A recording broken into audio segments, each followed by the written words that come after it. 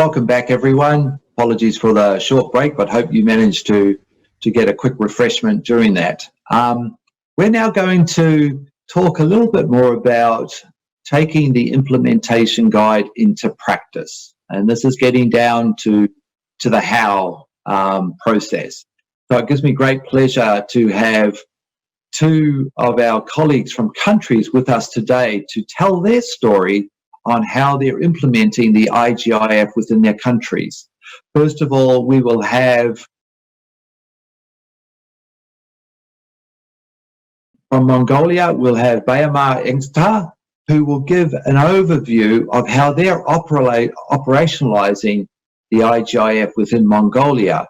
And after Bayamar, we will have David Cole, who will provide us with the work that they've been doing in Guyana. Importantly, in this process, as we mentioned last week, we want to emphasize is that country-level action plans are not intended to be uniform.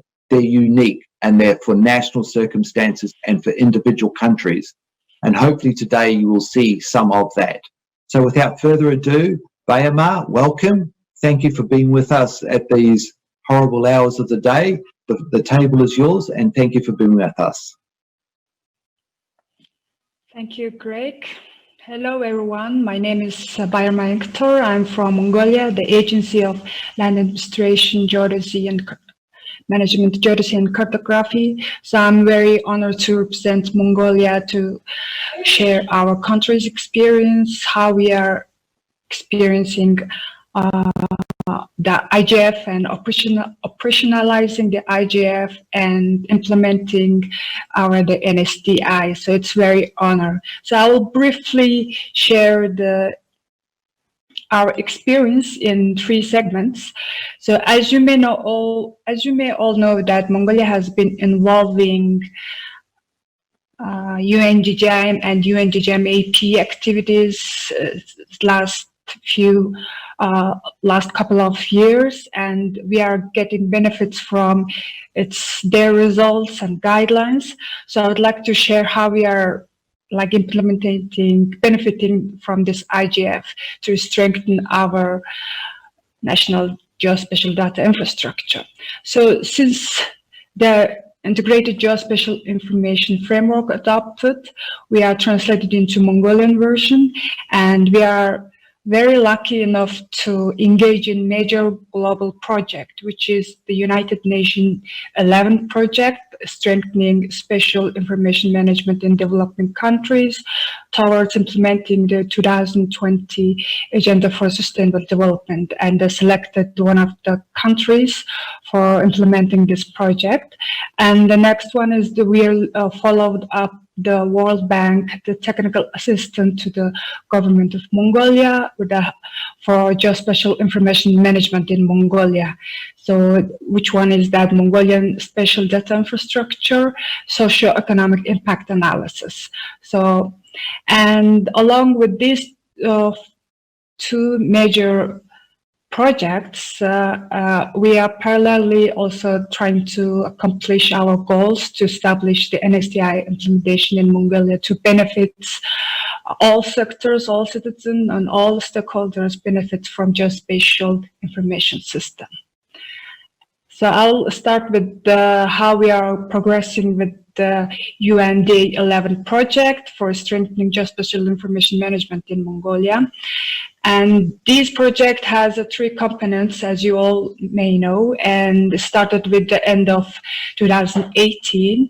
And we had some work alone for the pre-needs assessment and working with the assessment and analysis. And we have done the current desired performance survey and baseline survey and environmental scanning, and also a stakeholder workshop. And based on this stakeholder workshop, we have able to have a stakeholder identification, and also we have conducted the strategic alignment tool. So we're along the way to moving forward this component 2 for assessment and gap analysis to the country level action plans. So these drafting the Mongolian NSDI action plan is on the way. And when we are shifting from component 2 to component 3, there is the next project come a long way to support this action plan and analysis. Which one is the next one? The National Spatial Data Infrastructure for Mongolian Socioeconomic Impact Analysis, which is very supported by the World Bank Technical Assistance, the Global Land and Geospatial team. And I will briefly explain what this project means. So the World Bank team came to the Mongolia in the late quarter of 2019, and they had a face-to-face interview with all Mongolian government ministries, agencies, and other state-owned private sectors. Like there are more than 25 stakeholders there are face-to-face interviews with. And based on this interviews and collection of the information, the World Bank team identified over 50 use cases for support this socioeconomic impact analysis and how the Mongolian government and Mongolia could benefit from implementation of GIS technology and creating the national geospatial data infrastructure. And as a result, the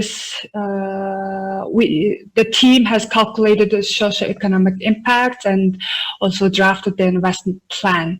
And these projects are very much helpful to support our NSDI for the development and drafting the action plan, which could strengthen our geospatial information management. And so based on these 3 projects, and also along with this, all the activities and work we are done with this global experts, and also the continuing the work we have done so far, the Mongolia have adopted the 16 fundamental geospatial data. As you can see from this, so we have adopted and using and customized the fundamental geospatial data team from the UN-GGIM, and also we put through this 16 data team into the GeoPortal and trying to make it accessible and available to the GeoPortal and useful for all the citizens, all the stakeholders in Mongolia. And we are doing, as we are putting all this, making sure this all data clean and available and up to date, we are like taking a step one by one, because as you know, it's only 16 teams, as you can see in the display, but there are more than 16 data and infrastructure there. And it's very costly time and human resource needed work. And we need to make sure all these data available and accessible, also reliable and authoritative to all the citizens, all the stakeholders through Mongolia. And we have launched the GeoPortal platform in our system. And as you can see that there are, it's launched, you can access the GeoPortal nsdia.gov.mn. And now at the moment, this GeoPortal launched in last December in 2019, and up so far the 19 government bodies, the ministries, agencies are actively using these fundamental geospatial data and making benefits and using these geospatial data to support their own planning and policy making. And also there are 9 private sectors using and getting benefits from this GeoPortal. And I can emphasize that these 19 private sectors, it's not only their own purpose, and also they are working for the other governments for implementing their user-specific systems. And also this platform we are building is now supporting 4 major other systems for like land administration system and national emergency system, etc. So it's actively, officially supporting this 4 system. And we are hoping to these numbers increase along the way. And as you can see, we are sharing all these data through the many features like WFS or WMS, and if the users or other government bodies require what kind of format they needed, we could just provide it into this job portal. And at the moment, the current very user demanded geospatial data are the soil and address, and also the building and infrastructure and facility information. So the increasing number of access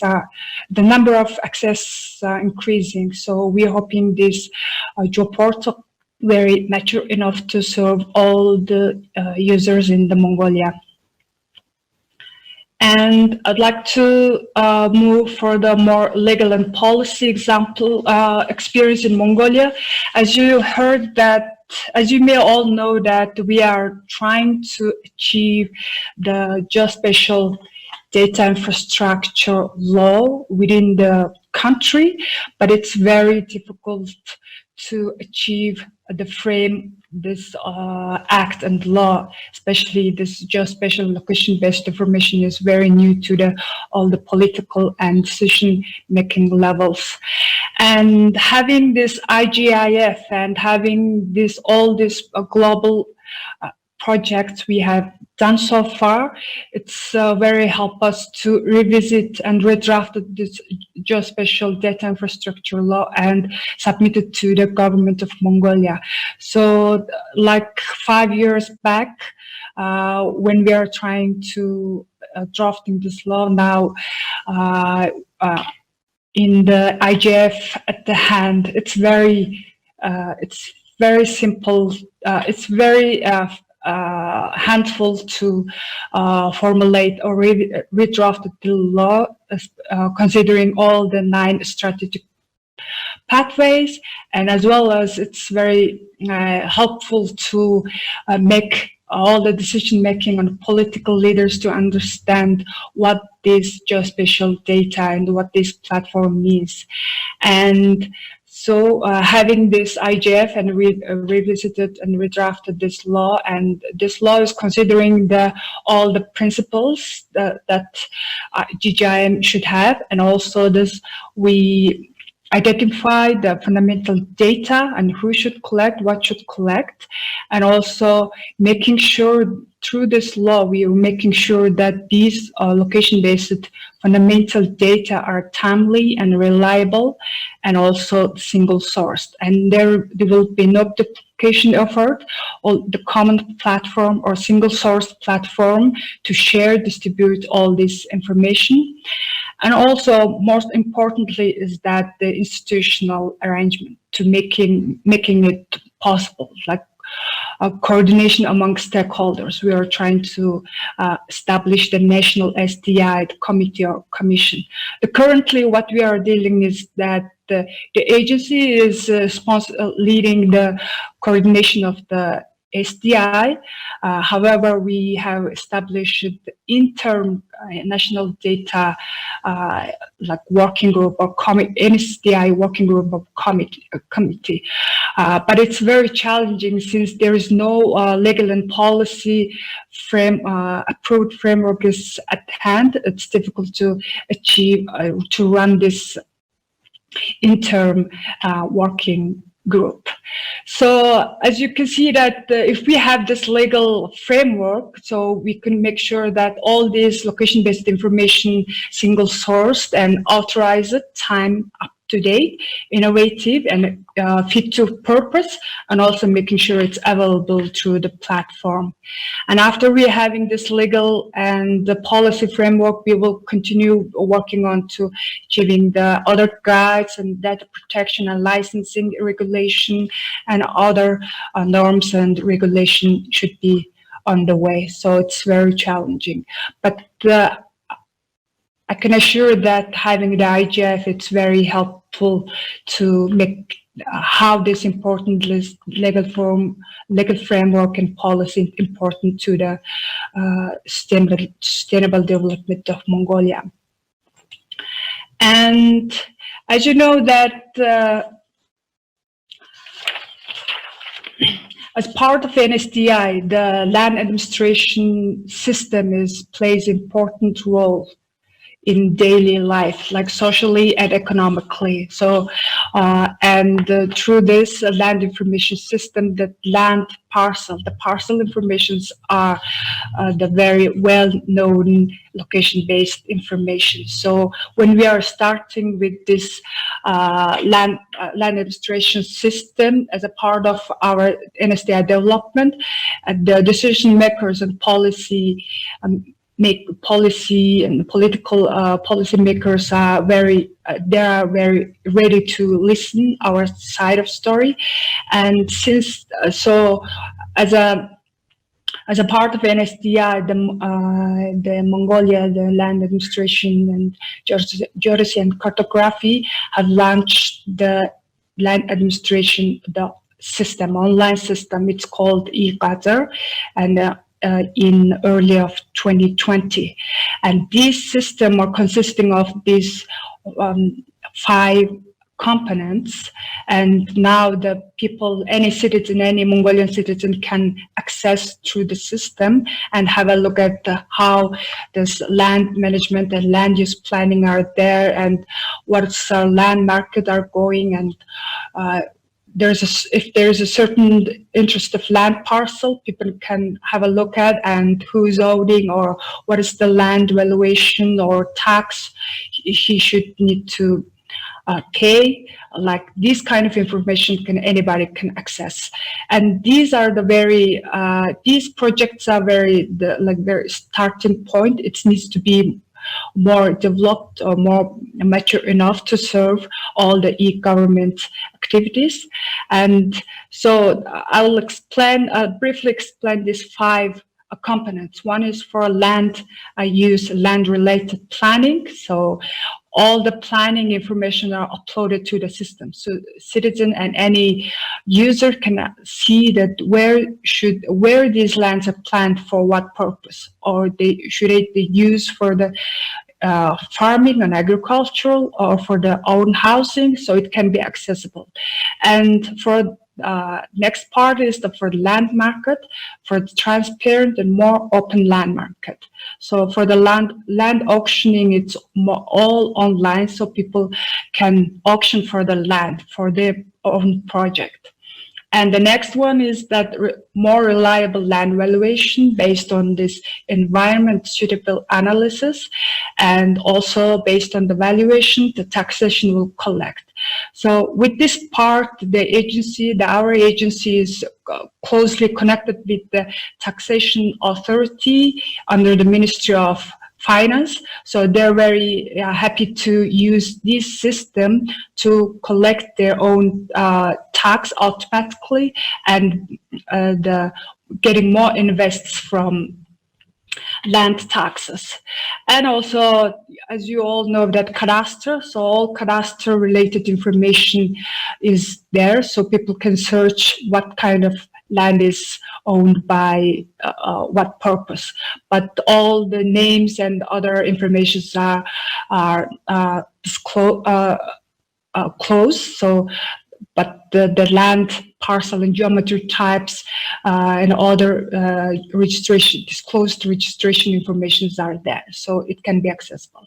And last but not least, the land monitoring system, and this can like monitor how these lands are used and how this the capacity of the land and resource are being used, and it can be monitored through the system. So this also can be accessible through this eqatar.gog.mn.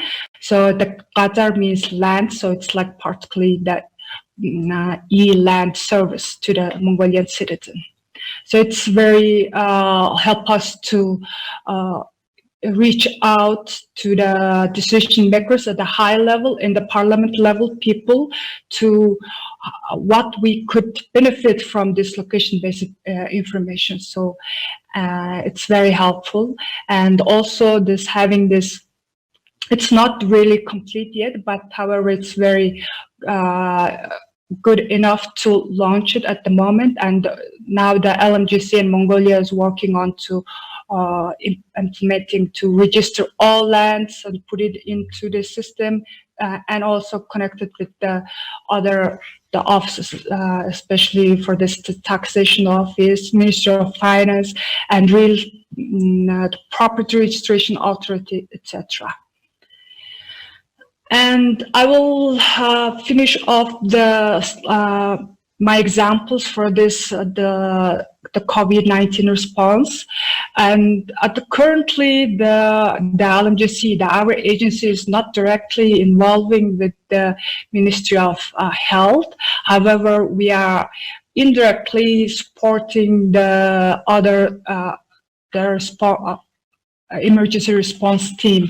For example, the National Emergency Management Authority, the NEMA, we support all the location, all the fundamental data to the NEMA through this job portal, and having these sharing this information, the emergency response team can have a map of this map of the Mongolia and locate the hospitals and what is needed for this COVID response. And lastly, the last month, the Mongolia had emergency response drill, and we have made the online map through our system and share it to the response drill team. And also the paper map we are supporting to also this NEMA and Ministry of Health and other agencies who is responsible for the COVID-19 response. So these are the current experience that we are having, and I'd like to finish my slides for the challenges. Of course, there are challenges. As I mentioned earlier, the Mongolia is very lucky and fortunate enough to have these two global major projects to strengthen our geospatial information management and strengthening our national spatial data infrastructure. We have given many opportunities to move more forward or fastly, and still there are challenges, like regarding the standards. When we have the legal and policy framework, we are able to make all the geospatial related standards to be ready, more interoperable to the other system. And also the human resource, the main challenge. It's not only for the Mongolia, I think it's the global challenge to run this system. The human resource are more needed. And also cross-sector cooperation needs to be strengthened. However, the Mongolian are very good in the last few years. The help of the IGF and other activities from the UN-GGIM and UN-GGIM AP, we are very good cooperation with the other agencies. Now the other agencies are asking our maps or the location-based fundamental geospatial data infrastructure, and we're sharing, and the increasing of this demand, the number of demands are increasing. And also the finance and the investments. So having all this action plan and work with the World Bank and the UN-GGIM, it's very helpful to talk with the now the Ministry of Finance who give us the invest to our project. It's very helpful. Now they're understood what it is, what does this national special data infrastructure means, because this socioeconomic benefit analysis can give us their talking, give us their numbers, what they need. So it's very helpful. And also there's technological advances we need to catch up. It's very challenging, is there. So there are many challenges we need to pursue, address, but we are on the right direction because of this global community and the support from the global expertise. And also there is a new challenge, is that the new parliament election is coming in the last week of June. So it means that we will do, if there's a new parliament and the new government, we need to also make sure that all the new government decision-making level persons are aware of this location-based information. So these are the very brief experience what we are dealing with today. So thank you so much for your attention, and I would like to take this opportunity to thank all the UN-GGIM and UN-GGIM AP, the global expertise, and the World Bank team, especially for the global land and geospatial unit. So thank you so much. Thank you, Bayamar. Greatly appreciated. And I'm sure we've got a number of questions coming in. Colleagues, we have as we went into the break, we had over 630 online in the session. So we're growing our numbers each week. Without further ado, I'd like to please hand over to David Cole, who will give his perspectives on the IGIF from Guyana.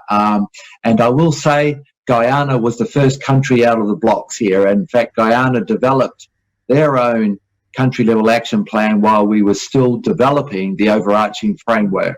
So, David, over to you. Thank you. Thank you, Greg. And thank you to UN-GGIM Secretariat and Ordnance Survey and all the organizers for inviting Guyana to share on the Guyana experience in relation to IGIF.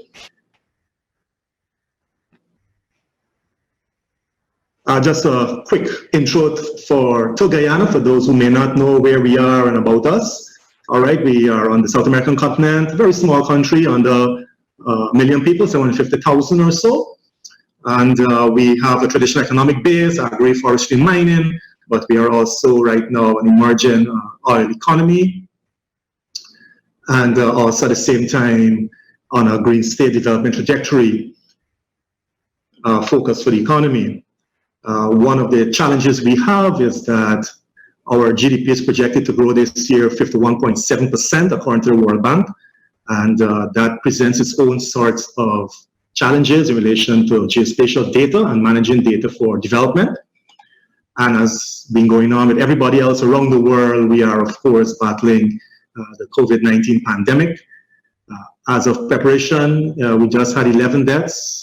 But that has increased now to 12 and 153 cases.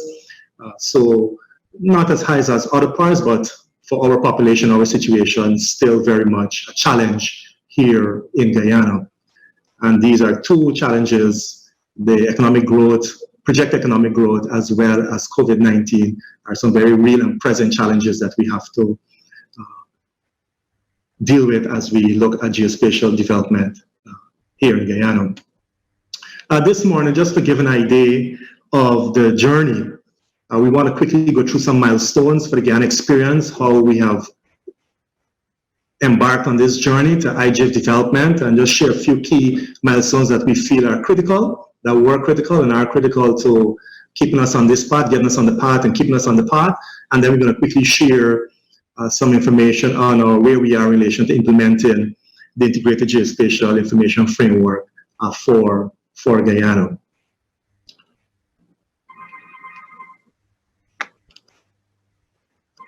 So just a quick overview of the milestones, and if I can mix up my algorithm here, the building blocks that contributed to us being on the IGIF path. So in April 2016, the focus of the Guyana Land Surveys Commission was really brought into deep focus, and the mandate that we have as a national mapping and geospatial agency really took focus on the new leadership in April 2016. Then in June 2017, we became the focal point for UN-GGIM for the country, and continue consistent participation in various UN-GGIM events and participation in experts groups relation to IGIF, as well as recently the Framework for Effective Land Administration. These were all very important inputs into the IGIF journey for Guyana. In 2018, a mainstreaming sustainable land development and management project was operationalized in 2018, a 4-year project under a partner with FAO and with funds from the GRIF funds that came out of funds that we got for green initiatives here in Guyana. The important thing about this, in leading up to the design of this project, it became important, it became very apparent that having a NSDI and a integrated geospatial framework will be very, very important to achieving the objectives of sustainable land management in the country. In June 2018, there was a workshop where we aligned our the draft national geospatial information policy with IGIF. ECLAC supported us with that. And then in August 2018, we began re-establishment of our geodetic reference framework in the country, our CORES network. UN-GGIM would label this as one of the fundamental data themes. And that work began in 2018. And then this year, early this year in 2019, last year, sorry, we adopted our NSDI roadmap. This is an expression of our IGIF country level action plan. This was done on the SLDM project. And continuing 2019, we got some first-hand exposures to NSDIs and best practices in the geospatial industry throughout the world. And that significantly opened our eyes and built capacity as to what we can apply here in Guyana. And then in March 2020, our board of directors here approved our national geospatial information policy. So as you can see, from 2016 onwards to current, we have, there have been different inputs into the IGIF, and we're going to go into some of these a little bit just now. But just to say that while all this is going on, we started work using IGIF, the overarching framework, strategic framework, when it wasn't adopted as yet. As you can see, that was adopted in 2018 of August. And by then we had started work on aligning our national geospatial information policy. So a lot of work we did was along the draft versions of the overarching strategic framework and the draft versions of the implementation guide.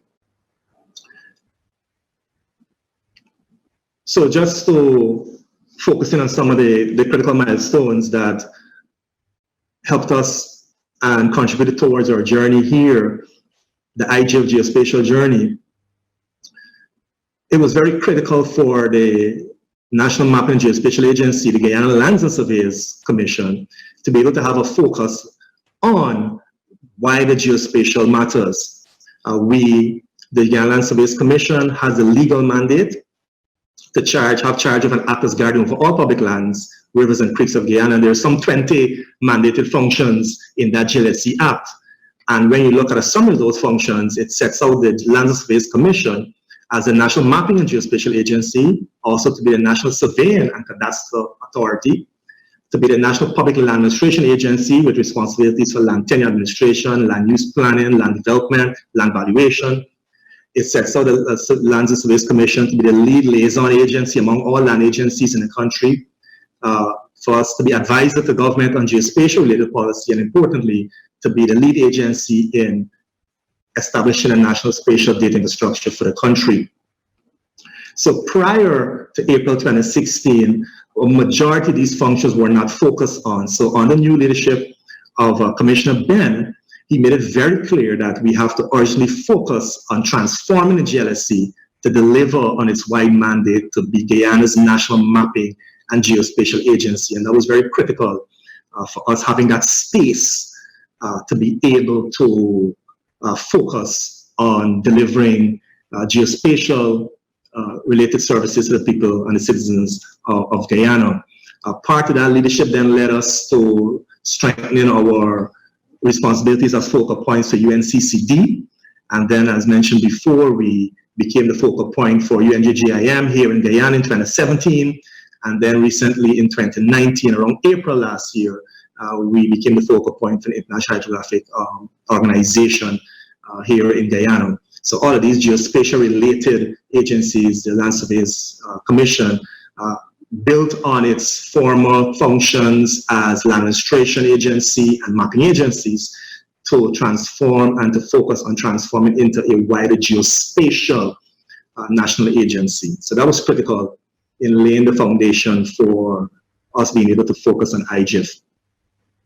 The mainstreaming sustainable land development and management project was also another critical and key milestone on the path. That 4-year project, which has been executed by Lands and Surveyors on behalf of the government of Guyana with through FAO as implementing partner. And the source of funding for that project came from the Kingdom of Norway through payments they made to Guyana for us avoiding deforestation under the Guyana Red Plus Investment Fund. And that project began in 2017, 2018, it's a 4-year project. And under that project, there is an outcome there that speaks to, well, our outcome speaks to really achieving sustainable land management in the country, which cannot happen without us properly managing geospatial data. So under this project, the avenues for capacity building and funding, key avenue for capacity building and funding was realized to help us develop the IGIF and the related activities for that. So that was critical in our context, having this project and making sure that we are working towards achieving sustainable, emphasis on sustainable land development management here in Guyana. That project obviously is currently ongoing. Critical also on the path, the IGIF development path, was a very critical workshop that we had in July of 2018. This was supported and facilitated by ECLAC and Economic Commission for Latin America and the Caribbean, of course. And in that workshop, that three days workshop, the 5th draft iteration of our national GIS policy was reviewed using the IGIF overarching strategic framework. So we revamped, we relooked at that policy and brought it in line and drew from the IGIF strategic framework so that we can improve on that policy. And then that policy was subsequently approved by the Board of Directors for the National Geospatial Mapping Agency, Guyana Land Surveyors Commission, early this year. So that was important. In that policy, here we have some examples. I'm not going to go into too much detail, but for instance, here in our National Geospatial Information Policy, it is aligned, for instance, with Strategic Pathway 1, Governance and Institutions, because it speaks to the issue of leadership and who's to lead in there. Again, pulling from the law, pulling from the legal mandate of the Lands and Surveyors Commission. It speaks to having a value proposition there. We ensure that the policy dealt with institutional arrangements to give life to the Geospatial Information Policy. And of course, a governance model was also laid out there in that policy. Similarly, in the policy, we can see that the Strategic Pathway 2, legal and policy, was also referred to and applied into the policy in the areas of legislation, norms, policies and guides, data security, and implementation considerations. So the policy, again, drew from this particular pathway. We're not going to go through all the pathways that the policy drew from, but this is just illustrative of some ways in which the IGIF overarching framework helped to form and reform refine the National Geospatial Information Policy for Guyana. Strategic Pathway 4 was particularly useful in relation to data, and the policy spoke to making sure that we standardize our geographic reference and in data inventory metadata, spoke of the need for an NSDI and so on. So fundamental data themes pulling from the UN-GGIM, fundamental data themes, and ensuring that that is laid out there, and how those data themes and data layers will be shared and which ones will be open and so on. So Strategic Pathway 4 was applied in the Geospatial Information Policy. And importantly, the pathway here from the people pillar, capacity and education, we pulled from this particular pathway to inform our policy to ensure that the policy has mechanisms and guidelines as to how we can build much needed capacity in the geospatial sector and geospatial knowledge here in Guyana. So these were some of the strategic pathways that informed the National Geospatial Information Policy for Guyana, and we ensured that it was aligned with these pathways from IGIF. Importantly, also as we built on that, under the project, the Mainstreaming Sustainable Land Development Management Project,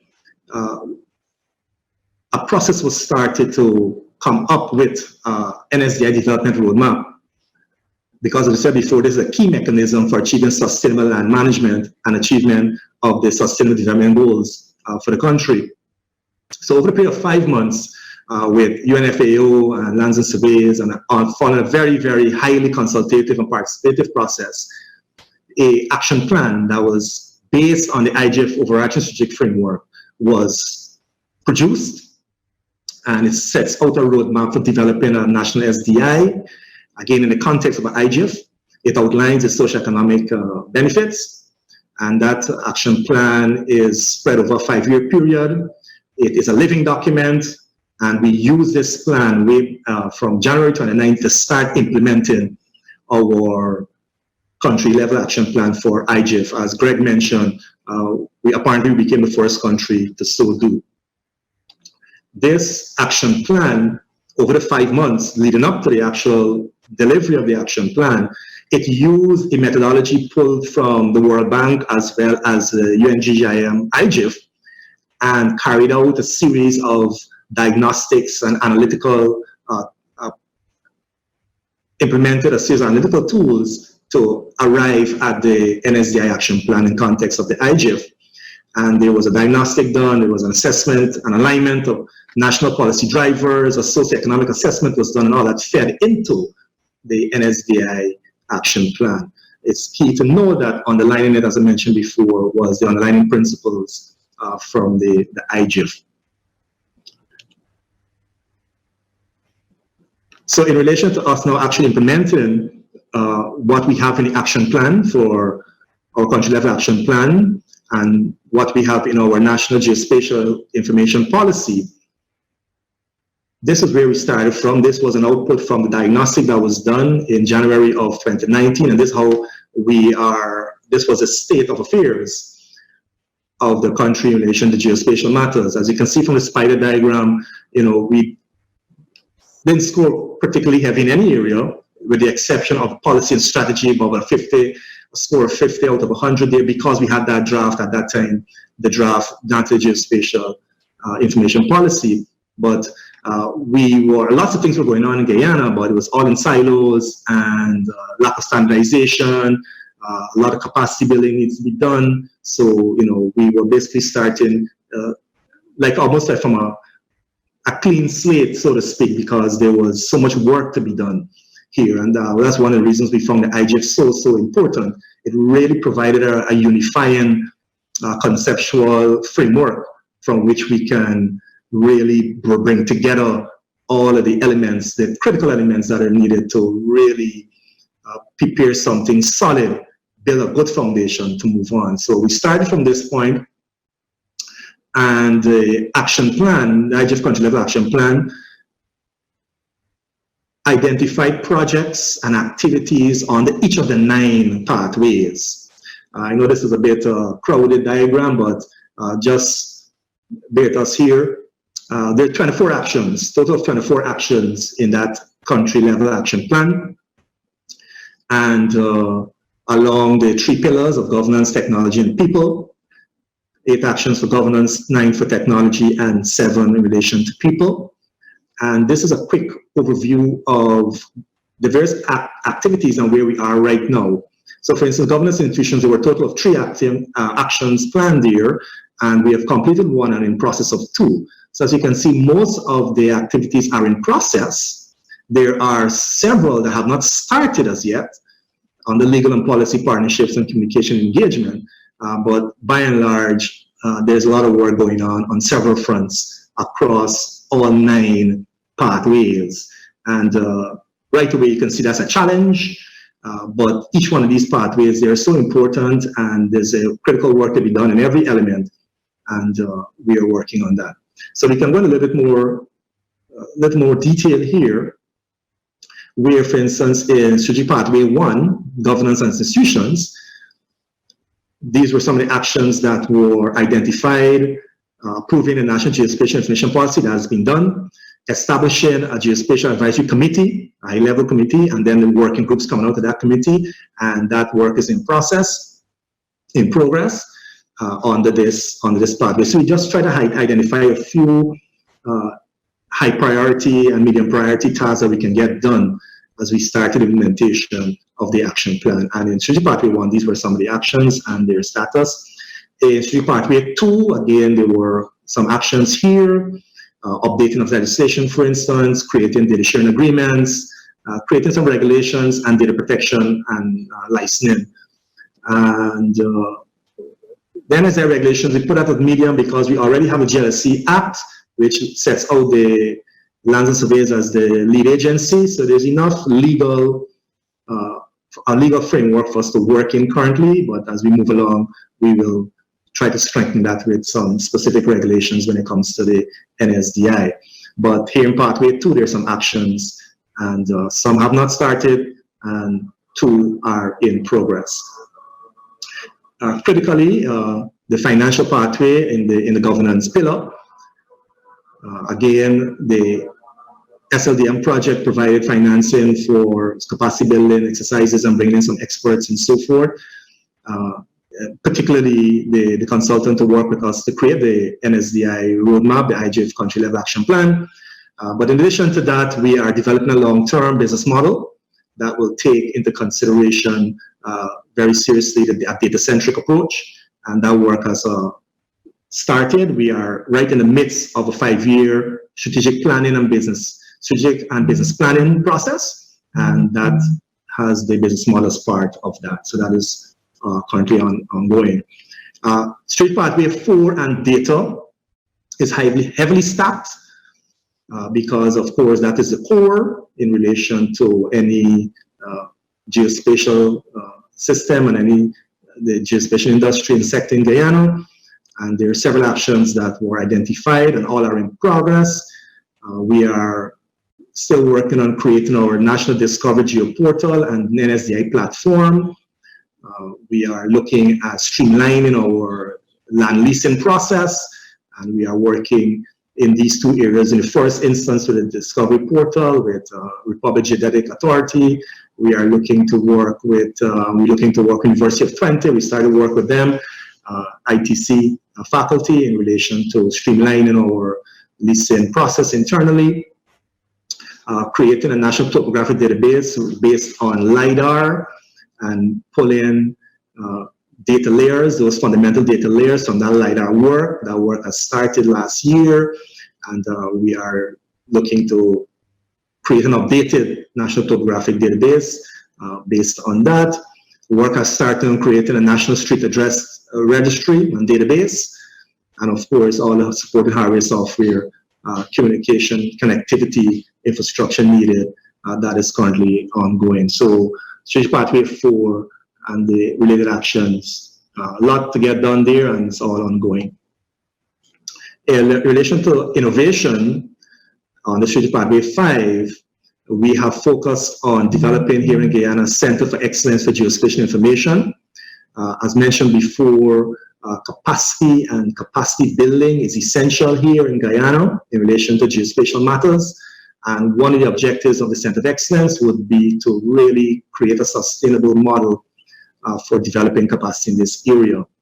So this work has started, and of course there's work to get done here, but very, very critical element here in relation to innovation and to use that center as a means of stimulating and being a catalyst for innovation in relation to geospatial issues and solutions. In Strategic Pathway 6, of course, there's a need for really developing and implementing standards, and work has started on adopting a profile of the LAMP version 2 for our metadata, creating standards for our National Topographic Database and standards for the National Address Database. So several activities here on the Strategic Pathway 6. Strategic Pathway 7 partnerships, absolutely critical on our journey so far. Our journey would not have been possible without the kind of partnerships through UN-GGIM, partnerships facilitated through the SLDM project, partnerships with private sector companies, and just being able to have exposure to other national geospatial systems. So this was a very critical building block on our pathway so far, and we foresee that this will have to continue as we continue to build out the IGF framework here in Guyana.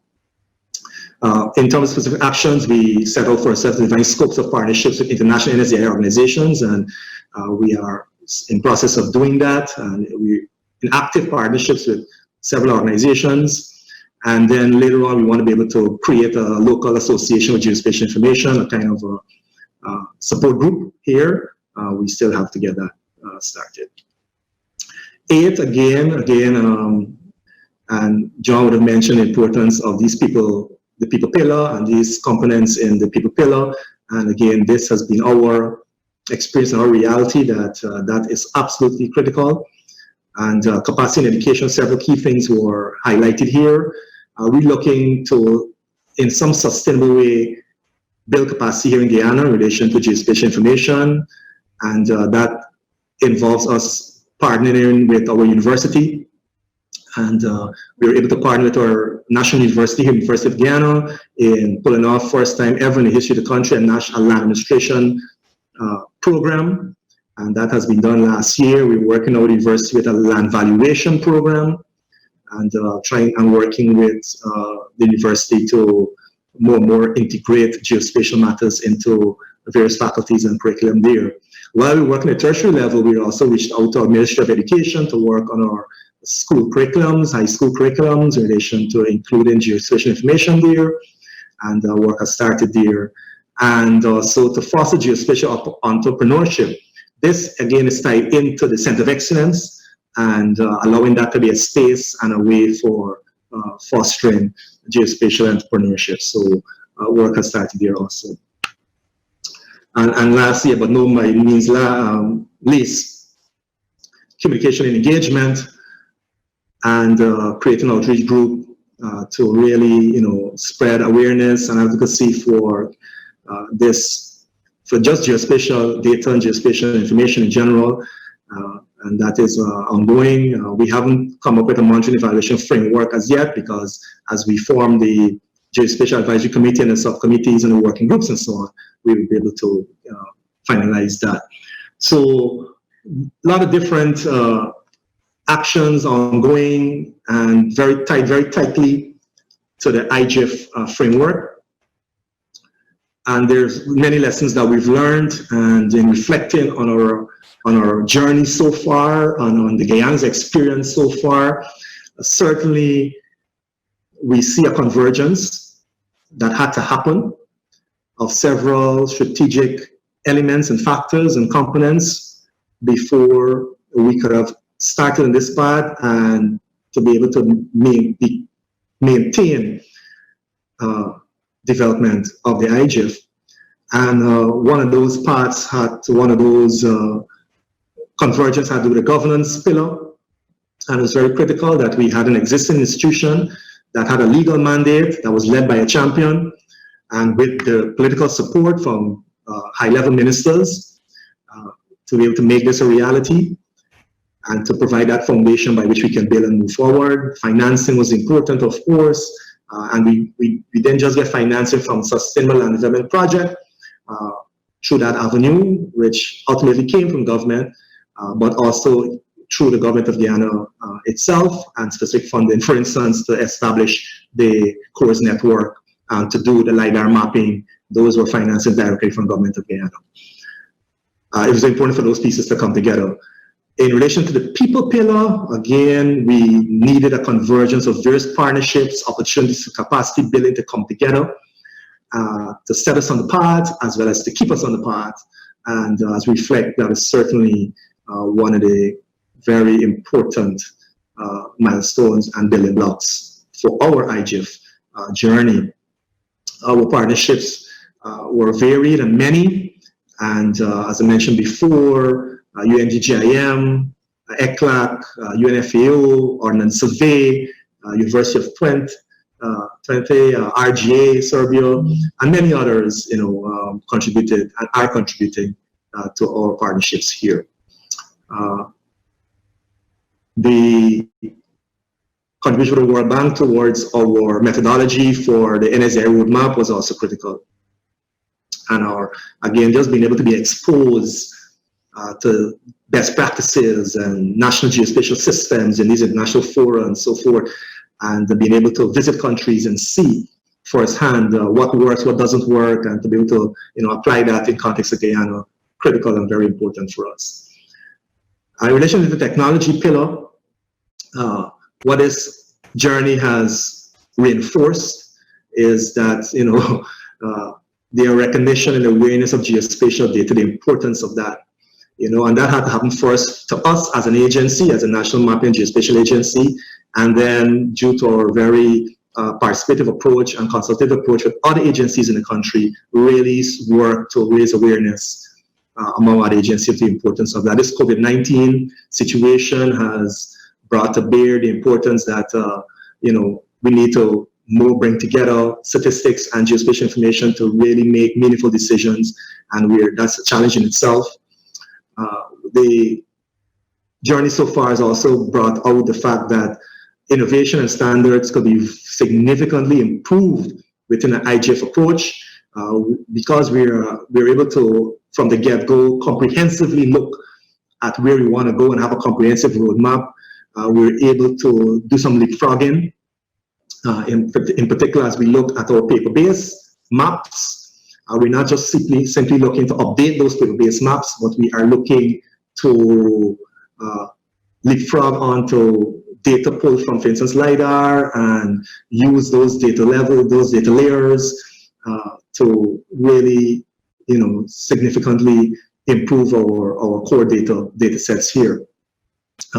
Use of open source, for instance, in a hybrid system was also recognized, and using that to build out our NSDI platform and so forth.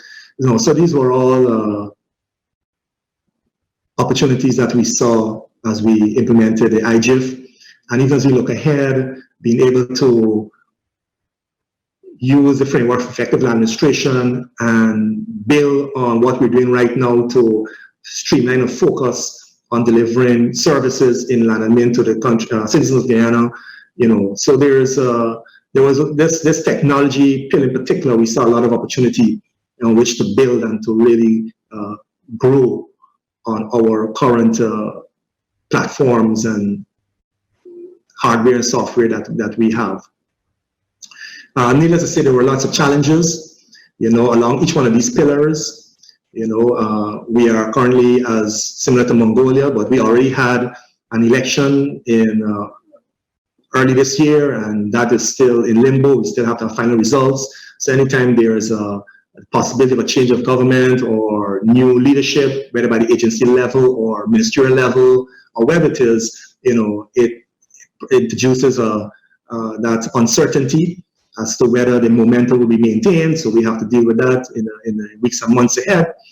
and of course the challenges in relation to people, to the importance of maintaining partnerships, and to ensure that we continue to build much needed technical capacity and awareness of geospatial information and IGF in particular. That challenge will continue.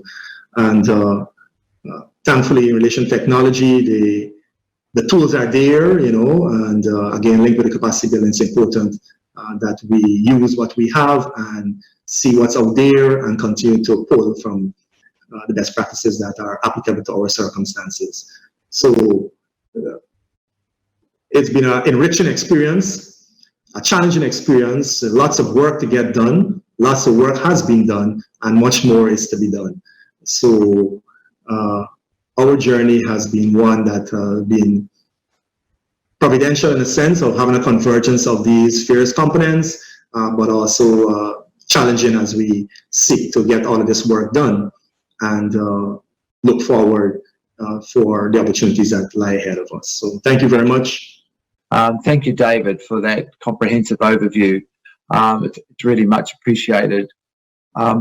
Folks, I'm really conscious at the moment that we're at time, but if you're willing and able to stay on for a few extra minutes, I think it would be valuable if we actually have the opportunity to answer some of the questions that we've still got in front of us. I know they're important.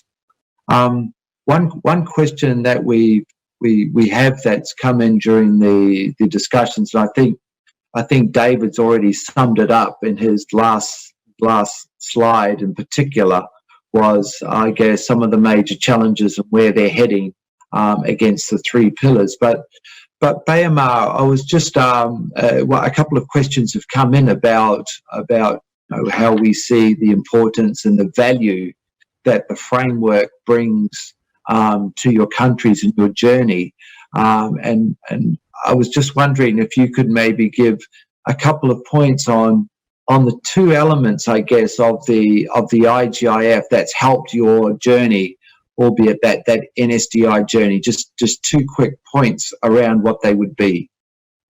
Thanks, Bayamar. Thank you, Greg. So I would like to point out that the key elements from IGF we are benefiting from is that it's very helpful and handful to talk to all the high-level decision-making level persons, because they're not aware of this geospatial information at all. They just, when we talk about like geospatial data or NSDI in Mongolia, they just come up with the idea of like Google Map or like other platform that's already there. So when we are having the IGF, when it's very easy and very handful to talk with the high level decision making, like political level person, like Ministry of Finance or the cabinet, the government of Mongolia, the members of the other ministries, the members of government cabinet. So it's very handful because the IGIF is like global community, the result of global community, the UN-GGIM, and as well as the World Bank is also collaborating this framework. So it's when we talk to them, it's not what we are created. It's globally accepted. The future trends and the other developing and developed countries are going towards this direction. So when we are talk with their languages, the IGF very helps. And other thing is that it's really helpful to build us also addressing all these challenges, what we are facing so far when we are developing the NSDI and having a legal and policy framework. It's all the questions and answers are there. So it's like putting or solving the puzzles, putting the puzzles in the correct location, so that we won't be missing out any components or any parts of when we are strengthening this geospatial information framework. So these are 2 points I'd like to point out. Thank you. Thank you, Bayamar. That's really appreciated. We've had quite a few comments and questions that have come from our audience on, I guess, what we might term as from our community as the age-old question, and it starts from one question or statement that says, why don't geospatial leaders go on to become organizational global leaders, through to the idea of the geospatial community being able to talk very, very well amongst itself, but not being able to talk very, very well outside our community, and how we best do that. One of the intents with the IGIF, or one of the key messages we were trying to articulate with the IGIF, is that it has a different language. It has an elevated language, and it can be used to influence, to communicate, to grow awareness, and to grow understanding.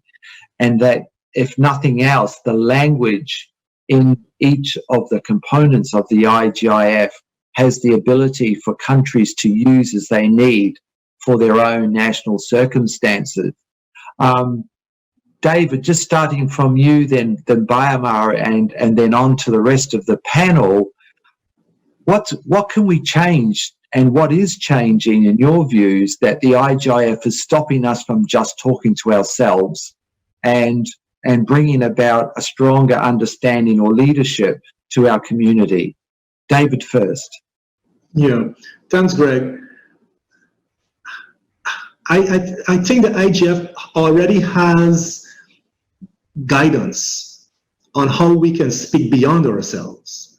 You know, I particularly remember, and this was useful for us too, for instance, in Street Pathway 1, in ensuring you have value propositions. And we found it very useful, for instance, when we were creating that roadmap for a country level action plan, that we had to ensure that there was use cases there that were created from consultations and interactions with other stakeholders to get an idea of what is important to them, and then how geospatial information can meet them at their point of need.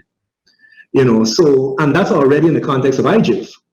You know, so I think it's just a matter of applying the guidelines that are there, because it is important that we are able to communicate value, in particular, you know, to users, and whether it be they ministers or agency heads or technicians, the technical folks, you know, and that takes leadership. You know, for instance, we had to take the lead here in Guyana as the National Geospatial Map Agency to reach out and to hold workshops and consultations and to, you know, work in getting that message out. So to answer your question, Greg, if I understand it correctly, it's really a matter of us sitting down and really trying to come up with stories that tell the value of geospatial information in very specific cases.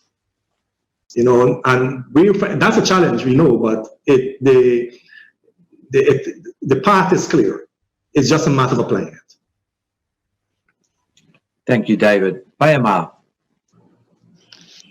Yeah, if I heard the question correctly, that, as you know, that national mapping agencies are mostly the leading agency to taking the initiatives and also coordinating other stakeholders. So as Mongolia, the LMGC is leading the NSDI and also National Geospatial Information Management.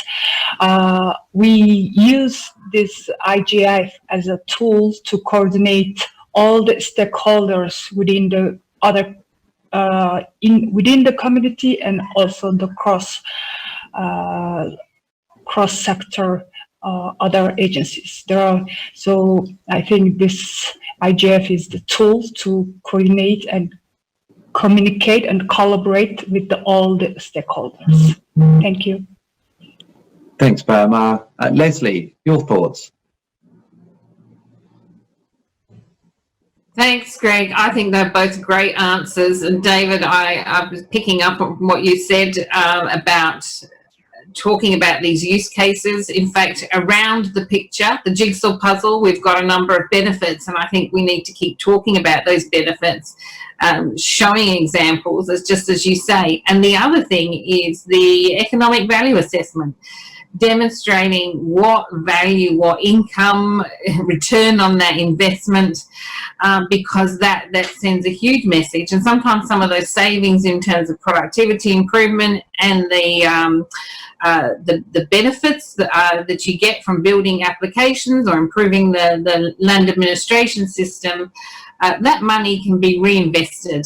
And I think that's a compelling story as well. Thank you. Thanks, Leslie.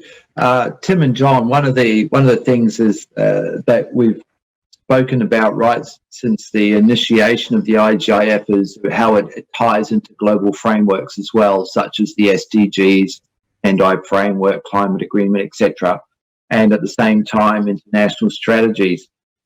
How do you see the role or the relationship and the imperative of the IGIF against these agendas that are more global in mandate, or policy, but are local in their implementation, and how the IGIF can bridge from those global perspectives down to those national and local perspectives?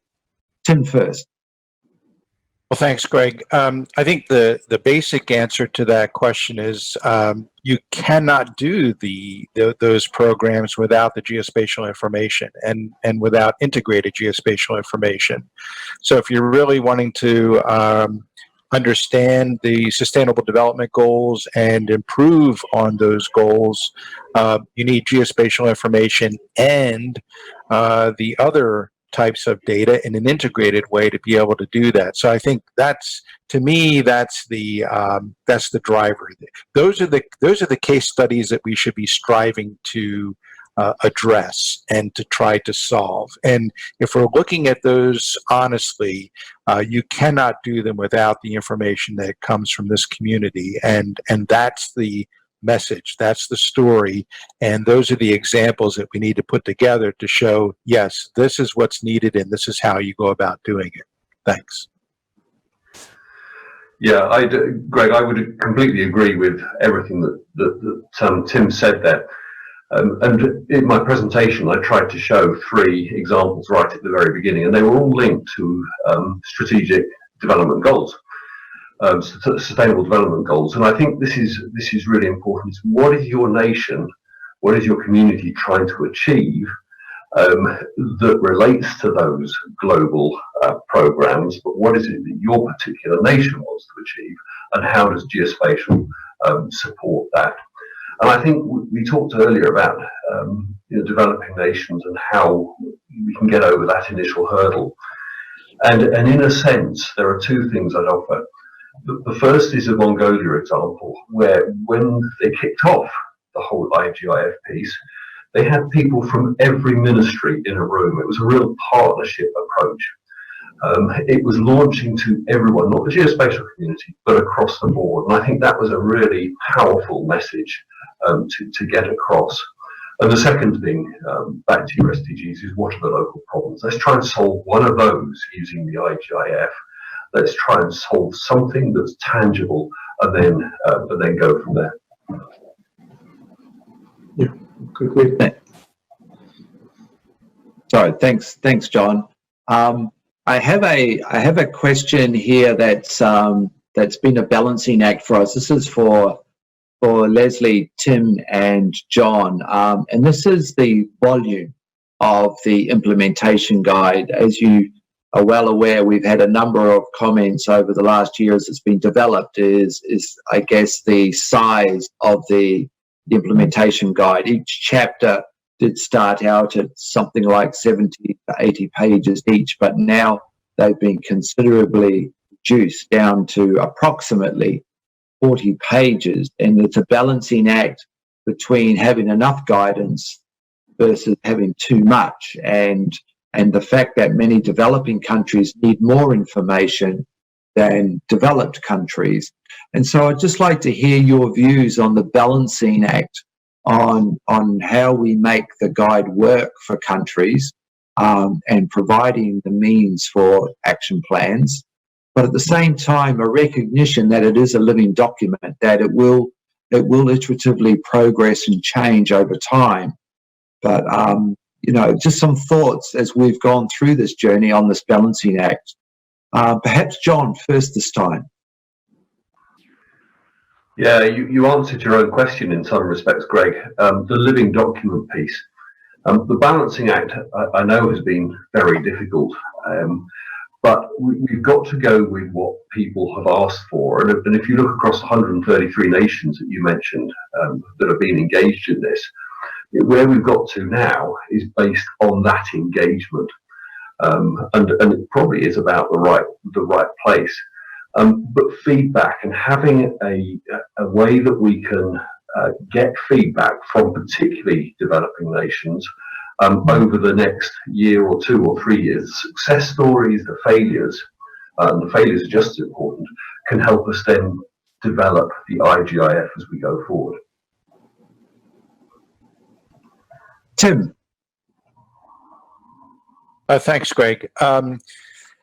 Yeah, I mean, in terms of numbers of pages, I don't get too excited one way or t'other about that. I think last week what you showed us was that we had 15 different engagements with regional groups around the world. And for those of us that have been involved in this process, every one of those engagements had influence on the writing that was done for each of these chapters. And the comments that we received in those engagements are reflected in those chapters. If you look at Mongolia and Guyana, there are 2 case studies that, even though they did their work as these references, as guidance was being developed, that guidance was being used for each of those countries in doing the work that they were doing. So it's proof that, in fact, this process is working. The other thing that I would say is that, as Leslie indicated earlier, the reach back to the other UN-GGIM subcommittees and working groups and expert groups continues. That does not stop. Those groups will grow if they need to. They'll complete their work as they need to, and that information is reflected in the chapters that we have and will in future versions of this living document. Thanks. Thanks, Tim. Leslie, some final thoughts on that? Thanks, Greg. Yes, I think how the document is structured is such that you don't have to read it from cover to cover, but you can drop in at any point when you're looking at developing a strategy or an action plan that relates to a particular area. So if you're focusing on the governance, you can focus in on that strategic pathway. And that's actually proved successful with the UN-GGIM project. The countries have been able to craft their own action plan by looking at that guidance and drawing out those actions that are relevant to them. So I think that's been exciting to see that unfold. And of course the IGIF is not the action plan. The action plan looks different because each country has different strategic priorities. Some might be land administration. So the actions around data are going to be to do with the cadastre rather than addressing. Actually, that's not a good example, but as opposed to another data set.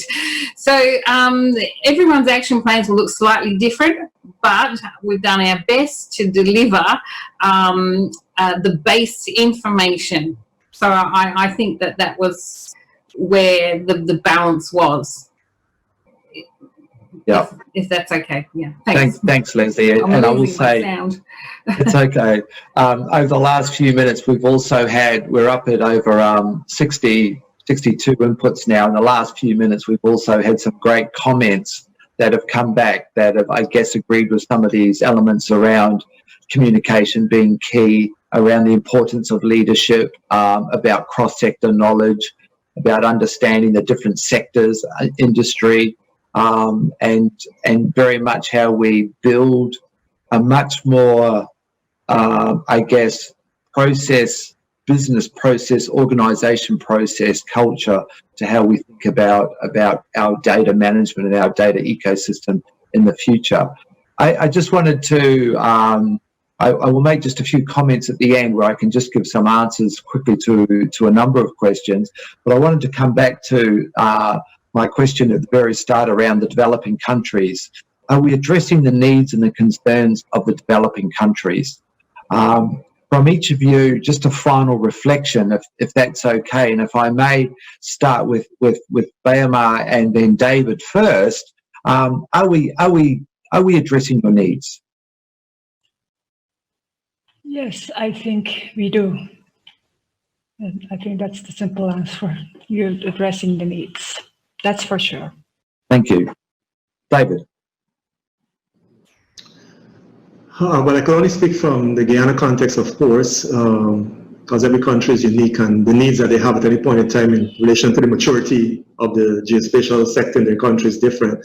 But for us, yes, because we had a need to have a framework that we feel could achieve our goals, our national goals, and the IGF proved to be quite adequate for that. So in relation to our needs right now, the answer would be yes.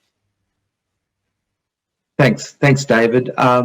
Leslie, I'll ask you for that final reflection, but it comes in the context of one of the questions around, are we addressing the needs, but also this concept of leapfrogging, the aspiration and ambition that leapfrogging and technology potentially brings.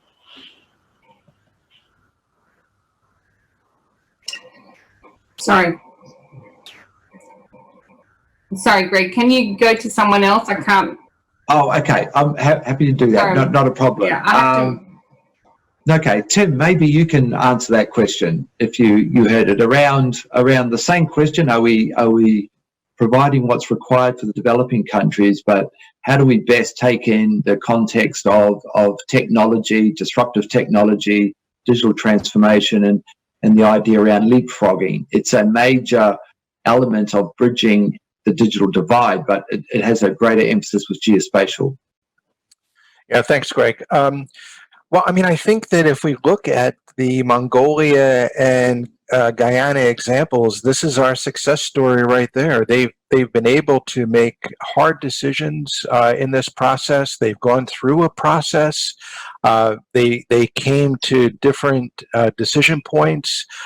They came to different priorities. But again, it was in the context of their national priorities or national circumstances as they work through that.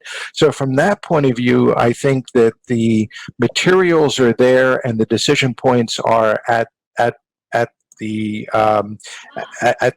each country's a point of discussion in terms of how they want to apply those things. In terms of the digital divide, I think that we're at a situation where developing countries really are in a good place with the opportunity to take advantage of that. And when they reach out to their partners, when they reach out to the users of the information that they have or that they can offer, I think that is an opportunity for them to make the case to embrace these new technologies and to bring them on board and to be a test bed. It doesn't have to be a full implementation. It could be done at different levels depending on what their circumstances are. So I think that in that sense, they don't have these heavy systems and major investments that many of us had to go through in past decades. These are light. They're flexible. They're used and improve over time. So they're in a much better place in that regard as you look at the geospatial community today. Thanks. Thank you, Tim. And just some final comments, John, your perspectives. Yeah, thank you very much, Greg. The leapfrogging, I would just urge, it's not just about technology. Clearly, it's about the people, and we need to build the people and the partnerships that can help implement those sorts of technologies. I have two final comments. But the first really is in developed nations. We also have a role to play in getting some of our funding agencies, and we heard about Norway earlier, to recognise that this can really help nations. The DFIDs of the world, the USAIDs of the world, let's get them to invest and help invest in some of these capabilities in other nations. That's the first. The second is UN-GGIM has been going 10 years, and this whole IGIF piece was around trying to reach all this vast knowledge we had, all this experience, and to take it into developing nations. That's how it all started off, as I'm sure Greg will say. So it's been focused in on developing nations right the way through, but it has utility to everyone. Thanks.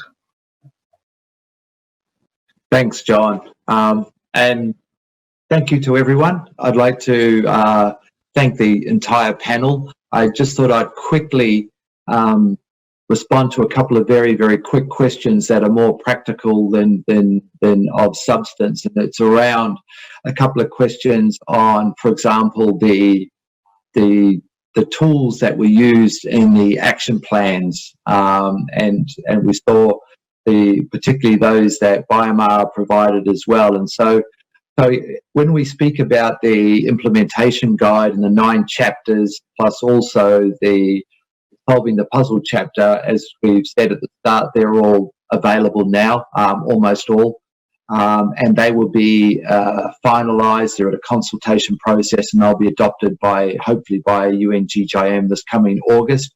But in terms of the action plans, we are developing a number of tools and templates and pro formas, some of those that Leslie spoke about, that BioMar spoke about, and we are developing those in conjunction with countries. So we're live testing as we go, and Tim mentioned some of this. So these materials will also progressively become available over the coming, I would say, in the coming months, more than in the coming weeks. But the idea is that all those templates that support all of these discussions will be available on our website for countries to use as they see fit. So that's incredibly important. Another point too was a question around the fact that although countries have different social, economic and environmental and political environments, is that, is there a systematical approach to the implementation guide? And the answer to that is no, that's not the intent. Every country is unique. And the idea is that the IGIF, its implementation guide, and the country-level action plans are just like the SDG mantra, country-owned and country-led. As has been mentioned, so far we've had the ability to have more than 130 countries contribute to the process, to contribute their inputs into what we have today. And that is a reflection of this country-owned and country-led. So that's very, very important. We're now almost 30 minutes over time, but thank you for bearing with us and for staying with us for this long. I hope it was of value to you. Thank you for all of your questions and your assessments afterwards as well. They're really valuable to us in how we analyse where we are and how we go forward. I'd like to particularly thank our panellists today, from Tim, Leslie, John, BioMar and David. Thank you for your inputs, your time, and your ability to contribute to this important discussion. I must also thank my colleagues in the Ordnance Survey and Live Group, particularly Bruce in the background there doing all of the magic work that he does for us, and hope also that you get the opportunity to contribute to this process going forward, and also have the ability to visit us again in a week's time, where we will have an in-depth discussion on the Future Trends Report, the 3rd edition of the Future Trends Report, which we touched on last week, and get more detail onto how that's progressing and the process of its global consultation as well. So in the meantime, thank you all. Thank you for being with us. good morning, good afternoon, good evening, good day, and thank you till next week. Bye for now.